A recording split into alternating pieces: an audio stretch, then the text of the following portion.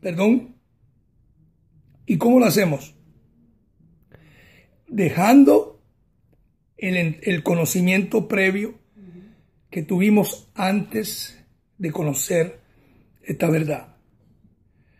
Toda religiosidad, todo dogma, todo legalismo que hayamos oído o entendido, que nos hayan enseñado las voces de un sonido incierto, sea el pastor de la iglesia, sea el obispo, sea el evangelista, sea el papa, sea el cura,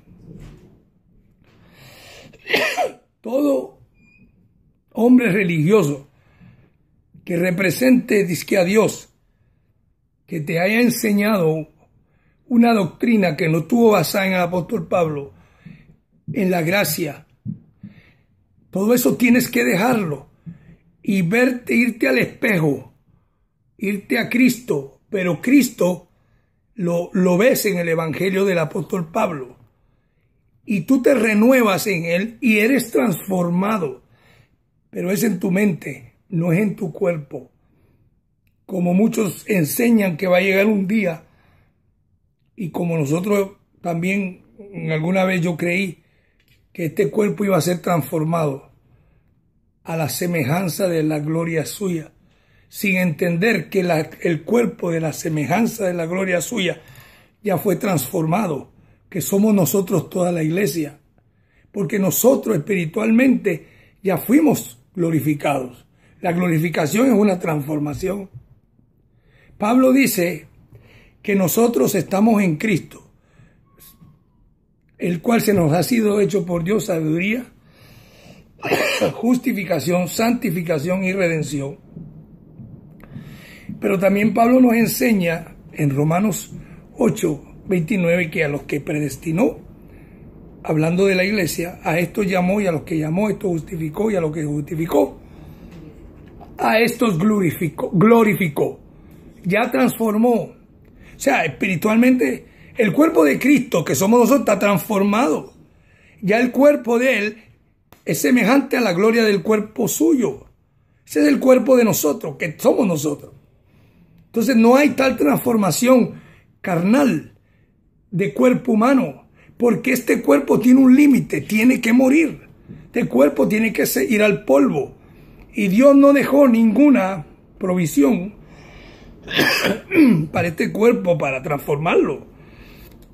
Lo que pasa es que Pablo, cuando habló siempre de la transformación, habló de la mente, habló del conocimiento. ¿Sabe lo difícil que es hacer cambiar la mente de una persona? Especialmente Pablo se encontró con una pared, porque para cambiarle la mente a Pedro, eso no es imposible. Cambiarle la mente a Santiago, transformarle la mente, no pudo. Mira, Pablo estuvo con Pedro 15 días. Le comunicó todo el consejo de Dios en 15 días. Y usted ve que Pedro no pudo transformar su mente. Él no fue transformado. Él siguió con la misma doctrina de la circuncisión hasta el día de su muerte. Mira, si un día él mencionó a Pablo en una de sus cartas, donde dice, mira, habla de Pablo como quien dice, allá a lo lejos, dice como nuestro hermano Pablo, que Dios le da una sabiduría tremenda, que muchos la tuercen, porque son difíciles de entender, dice Pedro, y él fue uno que no las entendió. Pero, hermano, la sabiduría predestinada del Evangelio es el espejo. Y si usted logra entender a Pablo, qué gloria y qué maravilla, hermano. Entonces aquí nos dice Pablo que somos transformados. Y esa transformación es un proceso.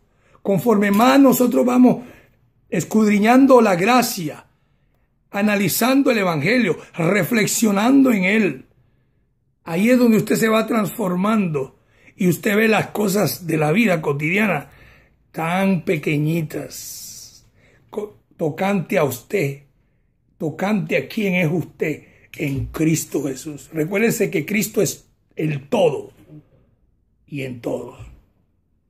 Mire lo que nos dice el apóstol Pablo en Romanos 12:2. Romanos 12:2.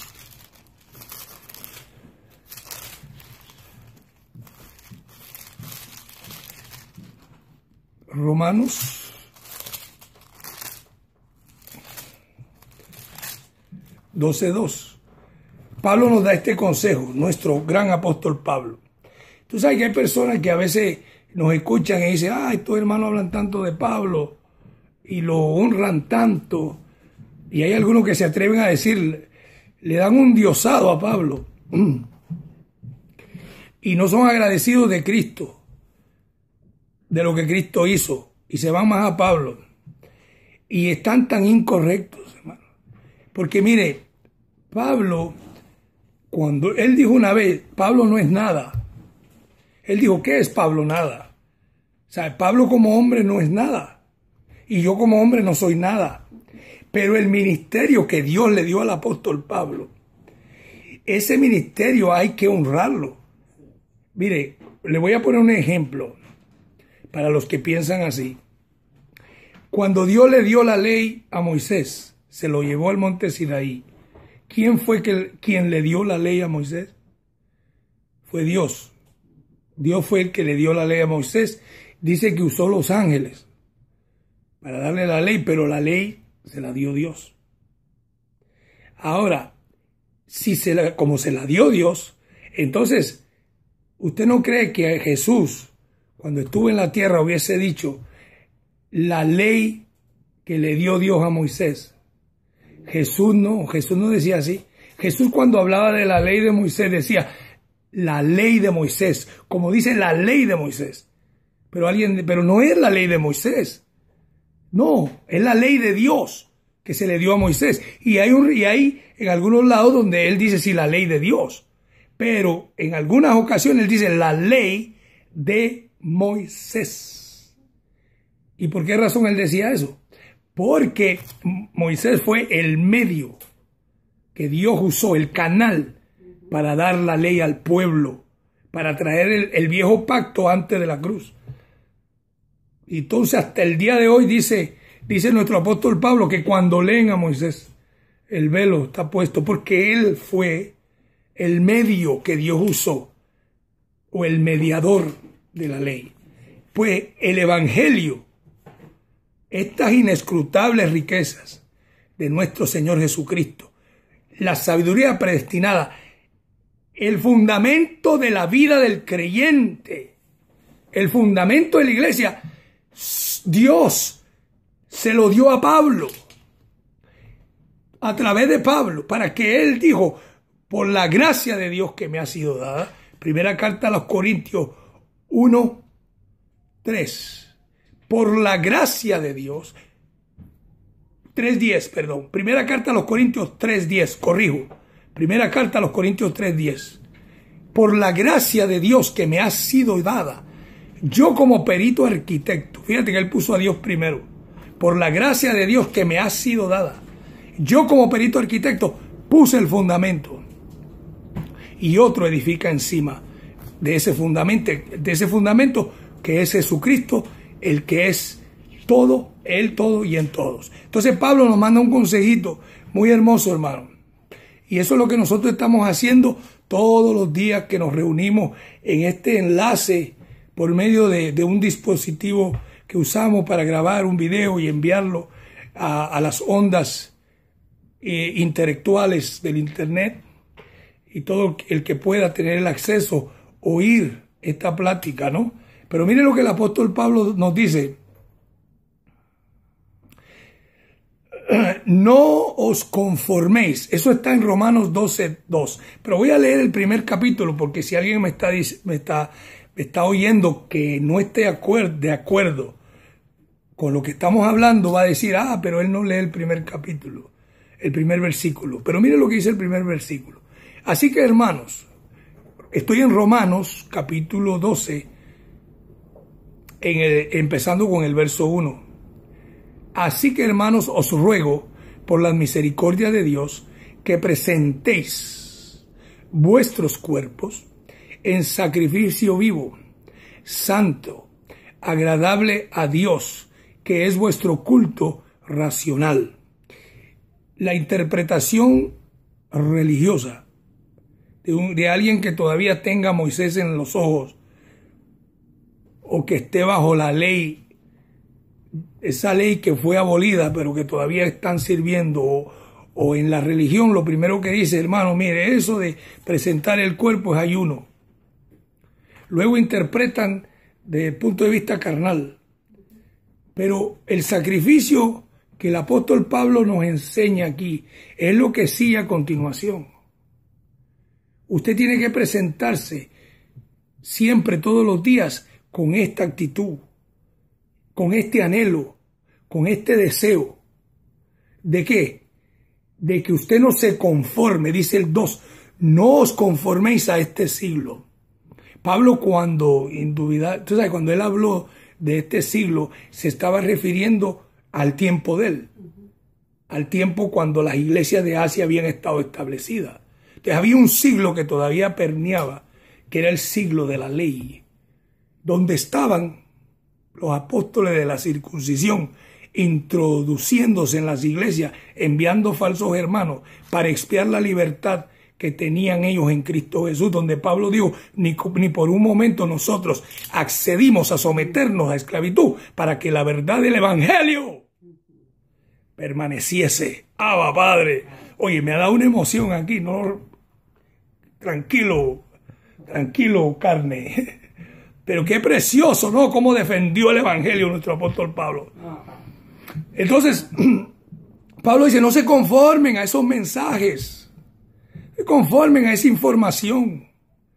Hoy en día nosotros no podemos conformarnos a la religión. Yo tengo familia que está en la religión. Yo los amo mucho, ellos me aman. Pero cuando llega el momento de tocar doctrina, ahí ellos, tú sabes, tranquilo. ¿No? Entonces mejor no hablamos.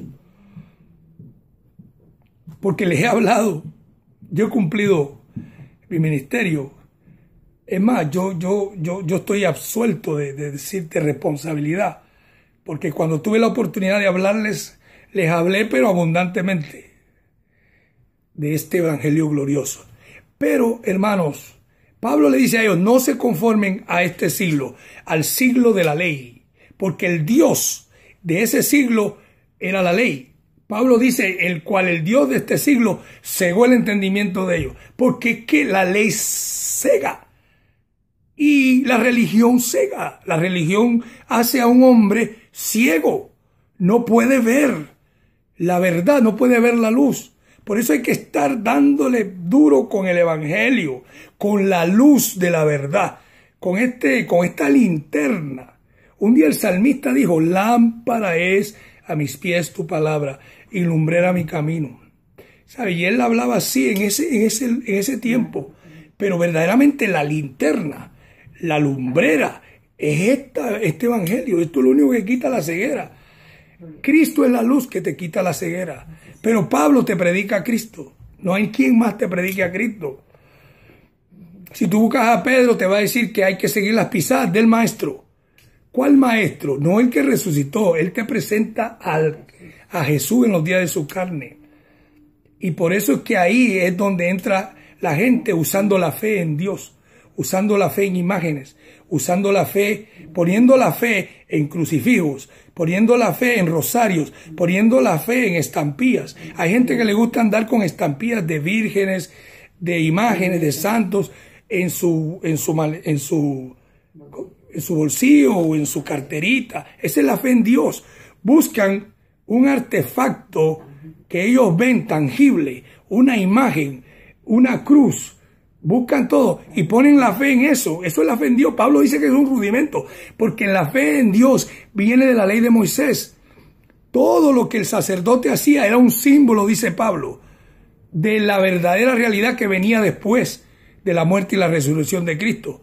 Pero entonces ellos se quedaron con la fe en Dios, se quedaron con el símbolo. Hasta el día de hoy tienen el muro de las lamentaciones, que eso es un símbolo donde ellos se van y lloran ahí, y no lo digo como forma de burla, sino simplemente identificando lo que es la fe en Dios. Están ahí y están lamentándose ahí. Esa es la fe en Dios. Ponen ese muro como punto de contacto con Dios. Y así nos pasó al pueblo gentil. Ponemos una imagen como punto de contacto. Ponemos una imagen de una virgen, ponemos la imagen de, bueno, ya lo dije, ya lo hemos dicho. Es el católico, pero el protestante pone su fe en un ayuno. Pone su fe en un ayuno. Esa es la fe en Dios. Y creen que por el ayuno, eso, Dios le va a decir, oh, qué bueno, mi hijo, hiciste ayuno, ok, toma, aquí está la bendición. Y la vigilia, y pierden sueño, y eso es fe en Dios. O estar imponiendo manos, es la fe en Dios. Yo digo que yo te voy a poner la mano, y cuando yo te ponga la mano, Dios va a hacer el milagro en tu vida, dándole órdenes a Dios. Como quien dice, mire, como yo le puse la mano, ahora tú lo vas a sanar. Niños, gente que no ha entendido, no se transforma. Pero Pablo dice, no os conforméis a este siglo, sino transformaos. ¿Qué fue lo que nos dijo nuestro apóstol Pablo en la carta a los Corintios, segunda carta a los Corintios que leímos?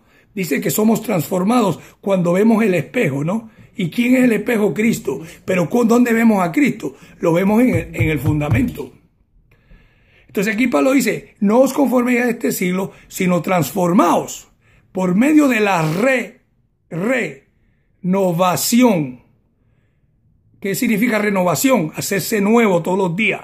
Renovar, hacerlo nuevo, hacerlo diferente. Renovación de vuestro entendimiento, tu mente.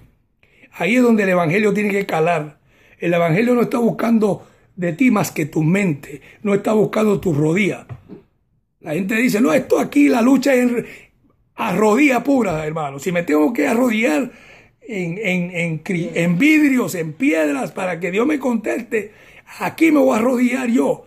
Y hay gente que se arrodilla en güiros, en guayos, en lo que sea, y se dan duro trato del cuerpo.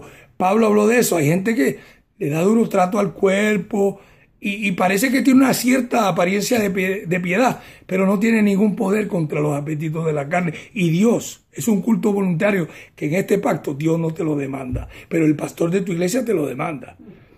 Si tú no oras y ayunas, tú no eres totalmente miembro de la iglesia, tú te vas a ir al infierno, te dicen ellos. Entonces, porque ellos ¿qué? No se transforman en su mente. No ven al espejo. Ellos están viendo, creo que una lata, pero no se ven al espejo, ven una lata donde no hay un reflejo puro, la sombra. Pero dice nuestro apóstol, renovados dice, por medio de la renovación de vuestro entendimiento, para que comprobéis. Tú tienes que comprobar y yo tengo que comprobar.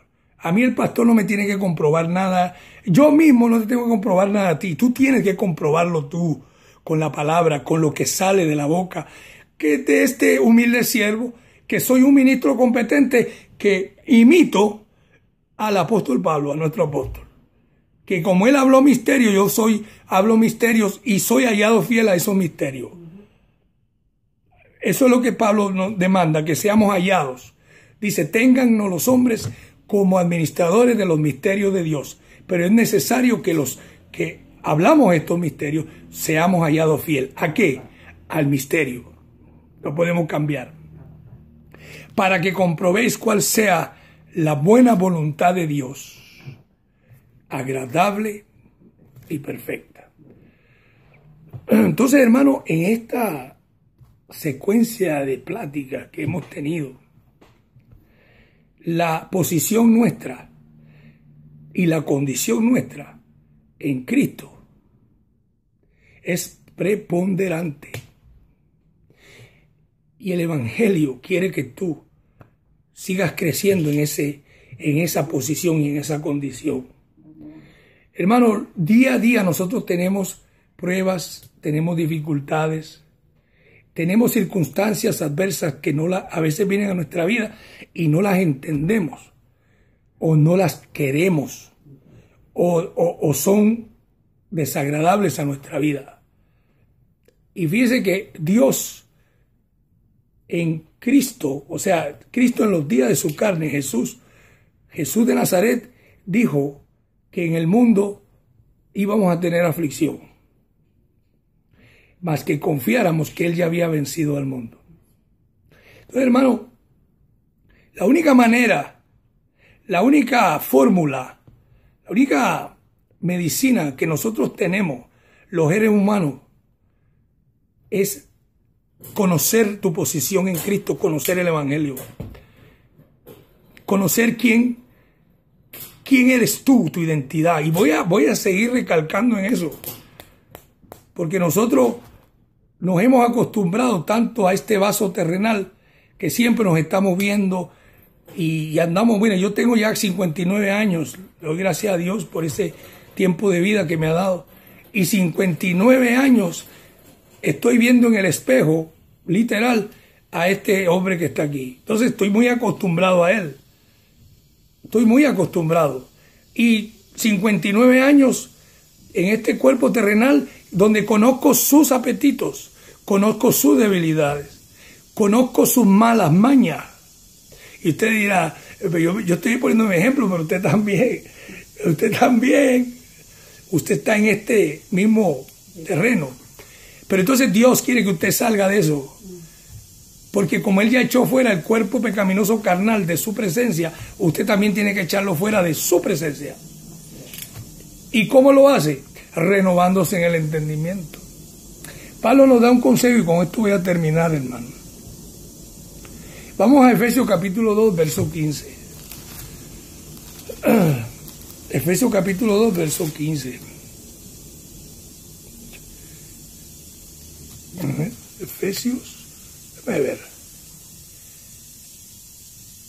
¿Sabe qué, hermano? Vamos a ir a Efesios 2, 4, 24. Ese verso otro día se lo voy a compartir, pero vamos a Efesios, capítulo 4, verso 22. Mire lo que Pablo nos dice para que usted viva tranquilo. Mire, Cristo pagó un precio grande para que usted viva tranquilo, para que usted repose, para que usted disfrute. Pablo un día dijo, está siempre gozoso. Pero mira quién lo dijo. Ahora yo quisiera que tú observaras la vida de Pablo y te dice estar siempre gozoso. Es un consejo que nos da el apóstol Pablo. Estad siempre gozosos. Pero Pablo andaba en hambre, en desnudez, en naufragio, en prisión. Lo latigaban, lo apedreaban, lo golpeaban. Una vez lo dejaron casi muerto. Y él te dice a ti, estás siempre gozoso. Alguien dirá, oye, pero ¿cómo puede ser esto? El hombre que pasa todas esas vicisitudes y manda a la iglesia que esté siempre gozoso. Ese es el ejemplo. Nosotros no pasamos ni siquiera una ápice de lo que pasó el apóstol Pablo. Pasamos nuestras dificultades. Hermano, esté siempre gozoso. En medio de enfermedad, en medio de prueba, en medio de aflicción. Y en medio del día bueno, cuando todo le sale bien, cuando recibe un buen dinero, cuando tiene abundancia, cuando usted está tranquilo, cuando la familia está tranquila, góceselo. Pero también cuando vienen esas circunstancias en la vida, también usted tiene que gozarlo y saber que la voluntad de Dios se va cumpliendo en su vida, que es agradable y perfecta. Pablo un día dijo, en todo y por todo he sido enseñado, como para tener abundancia, como para padecer necesidad. Así tenemos que ser nosotros. Mira lo que dice el apóstol Pablo, con esto termino, Efesios 2:15. Estamos hablando de que tiene que echar usted el cuerpo de su presencia, como Cristo ya lo echó, ya hizo la separación. El hombre viejo él no lo ve.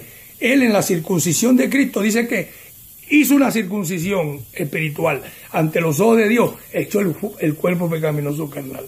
Y usted tiene que echarlo fuera. Y si tiene que hacerlo todos los días, va a echarlo todos los días. Cuando a usted le pasen cosas y usted haga cosas que usted dice, ¿por qué yo hice esto?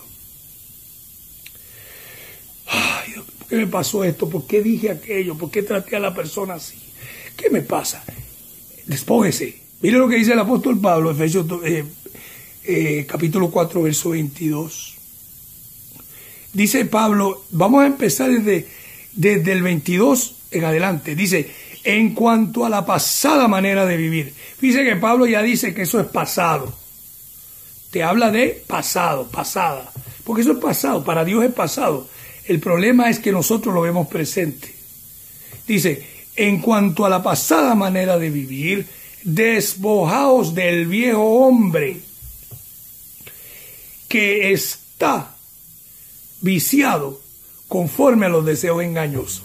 Mira, tu papá estuvo viciado con deseos engañosos, tu mamá estuvo viciada, yo estoy viciado de deseos engañosos, tú estás viciado de deseos engañosos, el papa está viciado de deseos engañosos, los pastores, los grandes evangelistas que se paran en un púlpito y dicen, muchachos, yo soy la santidad pura, yo soy, muchacho, aquí el grande, yo soy el gran cacao, aquí yo soy el que soy, y ustedes tienen que obedecerme. Ese hombre tiene deseos engañosos.